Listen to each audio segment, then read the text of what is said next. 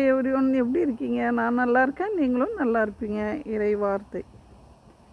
ஒருவர் மற்றவரிடம் அன்பு செலுத்துவோமாக, ஏனெனில் அன்பு கடவுளிடமிருந்து வந்தது. அன்பு செலுத்தும் அனைவரும் கடவுளிடமிருந்து பிறந்தவர்கள். அவர்கள் கடவுளை அறிந்துள்ளார்கள். அன்பில்லாதோர் கடவுளை அறிந்து கொள்ளவில்லை, ஏனெனில் கடவுள் அன்பாய் இருக்கிறார். நம்ம எல்லாரையும் கடவுள் அன்பாக இருக்க சொல்கிறாருங்க. நம்ம குடும்பத்தில், மற்றவரிடத்துல, நண்பரிடத்துல, சமுதாயத்தில் அன்பாக பழகணும். ஸோ அது மூலியம்தான் நம்ம கடவுளுடைய பிள்ளைகள் என்பதை வெளிப்படுத்த முடியும். அன்பாக இருப்போமா? ஜெபம்.